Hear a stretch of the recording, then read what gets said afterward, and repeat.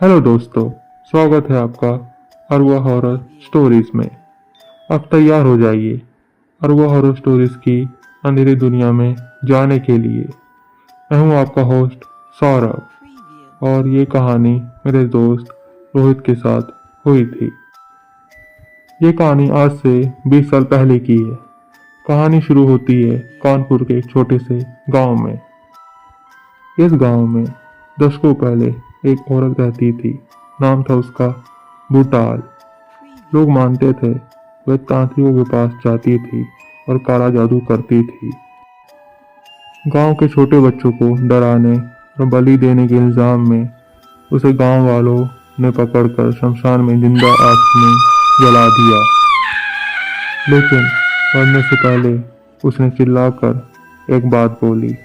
उसने बोला, मुझे कोई इस गांव से दूर नहीं कर पाएगा।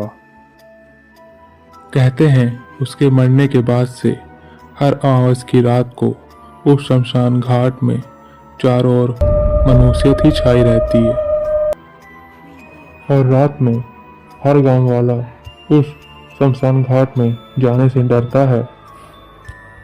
कुछ गांव वालों को मानना है हर रात उस शमशान घाट में उस औरत के पायल की आवाज आती है, जैसे उस शमशान घाट में वो चाल रही है। उसी गांव में दो लड़के रहते हैं। नाम है शिवम और बेटू।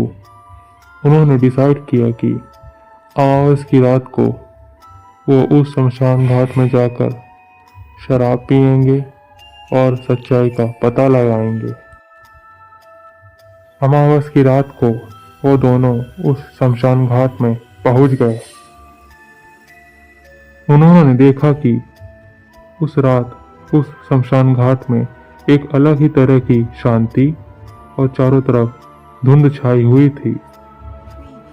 जैसे ही वो अंदर पहुंचे शमशान में, उन्हें किसी के रोने की आवाज सुनाई देने लगी।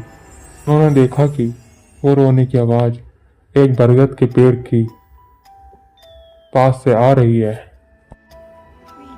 वो उस पेड़ के पास गए तो देखा कि वहां एक पेड़ के पीछे सफेद साड़ी पहने हुए एक औरत बैठी हुई है। उस औरत के सफेद खुले बाल जमीन तक आ रहे थे, आंखें चमक रही थीं और हाथ जमीन तक लटक रहे थे। ये देखकर वो दोनों डर गए और उसी जगह उनके पैर जम गए। तभी उसी समय उस डायन ने उन्हें देख लिया और उसके चेहरे पे एक अजीब सी शैतानी हंसी थी। तभी शुभम ने जोर से चिल्लाया, भाग बिट्टू! और वो जोर से भागा और तब तक नहीं रुका जब तक वो घर नहीं पहुंच गया और सीधे अपने रूम में जाकर सो गया। सुबह उसकी माँ ने उसे उठाया और बोला, बिट्टू के पिताजी आए हैं और बहुत परेशान हैं। शुभम जैसे ही घर के बाहर पहुंचा, उसने देखा बिट्टू के पापा और सारे गांव वाले वहां उसका इंतजार कर रहे थे। बिट्टू के पापा ने शुभम को देखते ही जोर से पूछा, बिट्टू कहाँ है? तू उसे कहाँ ले गया था कल रात को घर से? शुभम के चेहरे से हवाइयां उड़ी हुई थी। वो डरते डरते बोला, वो उसे खा गया, वो उसे जिंदा नहीं छोड़ेगी। गांव वालों ने पूछा, कौन? तू किसकी बात कर रहा है? तभी शुभम ने डरते डरते हुए बोला, वो शमशान घाट की चुड़ैल ने ही बिट्टू को पकड़ लिया होगा शायद। बिट्टू के पापा ने जल्दी बोला, कौन चुड़ैल?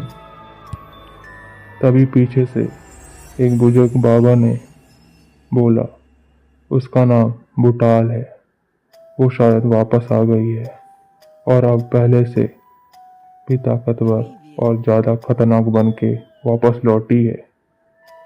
इस पूरे गांव को कब्रिस्तान बनाने में उसे अब ज्यादा देर नहीं लगेगी।